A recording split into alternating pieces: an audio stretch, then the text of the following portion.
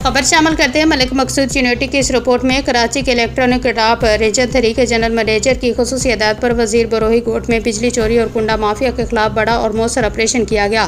Operation के दौरान अमन व अमान की सूरत-ए-हाल बरकरार रखने के लिए पुलिस की नफरी भी मौके पर मौजूद रही, जबकि के इलेक्ट्रिक की टीम ने गैर कानूनी बिजली के कुंडों के खिलाफ कार्रवाई जारी रखी। कार्रवाई के दौरान इलाके से 100 से ज़्यादा गैर कानूनी कुंडा मुनक़ता कर दिया गया, जबकि बिजली की तरसील के निज़ाम को बेहतर बनाने के लिए भी ज़रूरी इक़दाम किए गए। इस राय के मुताबिक ये ऑपरेशन सराज कोराई और गजम्बर शाह की सरबराही में अंजाम दिया गया, जिन्होंने मौके पर मौजूद रहकर कार्रवाई की मुकम्मल निगरानी की। के इलेक्ट्रिक का काम के मुताबिक बिजली चोरी और गैर कानूनी कुंडों के खिलाफ बिला इम्तियाज़ कार्रवाइयों का सिलसिला आइंदा भी जारी रहेगा, ताकि बाकायदगी से बिल अदा करने वाले मीटर सार्फिन को बेहतर सहूलियात और रिलीफ फराहम किया जा सके, जबकि बिजली की तरसील के निज़ाम को महफूज, मुस्तहकम और मौसर बनाया जा सके।